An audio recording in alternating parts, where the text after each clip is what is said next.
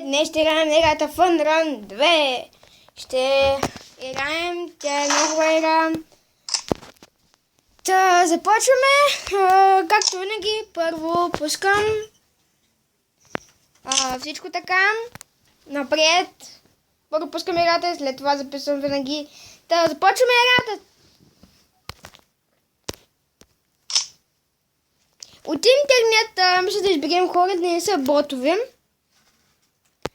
Та започваме. Та имам една моя приятелка. Затова ще изпратя покана и тя да играе с нас. О, не, чакай, тя вече ме прати. Така че тя ще пусне други хора. Аз съм този Bad Dog с каската и кецуите. И той, кой приличан тигър. Тя е Стели. Да, започваме. Щит.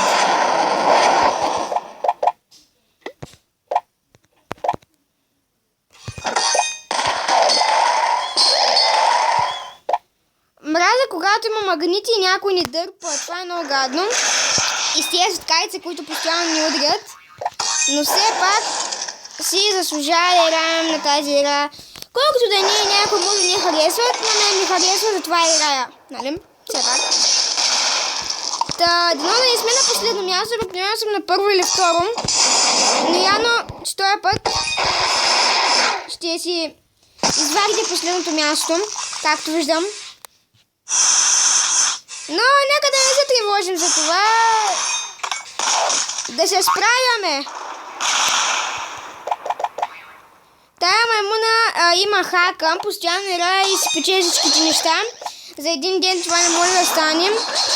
Той си има хака, това ще ви кажа. Ако играете с него, гледайте да го минете, защото е много дразнещ. И както казах, всъщност си извадя последното място, защото този път не знам какво стане с тая маймуна, тя направо ми бъгна.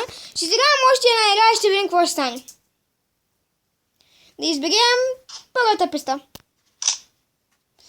На два гласа сме, така че автоматично се избере коя писта дай. Ден коя ще от двете. Не знам коя сега седем. Та, не знам, но повечето игри са готини, само трябва да се внимавам как се играят, защото ако не бъде съсредоточен, както в момента аз не съм, ще останете на последно място и така ще изгубите репутацията и всичко това. Та ето докъде стигнах аз за сирата. Имам я поне от една седмица или две. Точно не знам. Но е готина играта и трябва да се стараете да можете да спечелите първо място, тъй защото получавате много монети. Ето е моята приятелка, която в момента ме води, защото постоянно някой зад мен ме убивам и това е много гадно. За това направо ще отскочам и ще опитам да я настигнам. Но ето, тъпите магнити отново ме извардиха. Много е гадно, когато те цепят, пък са на последно място. Особено това е много гадно. Сега аз ще ги дръпна малко, поне да не сме на последно място, дано да не сме на последно. Поне сме на трето място.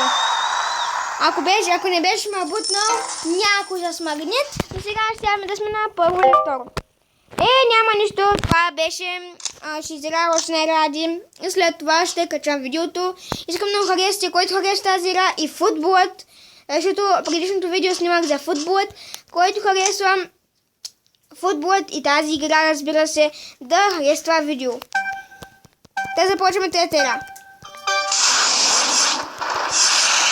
Ей така мразя, когато някой има светкайци и ни удрям без причина.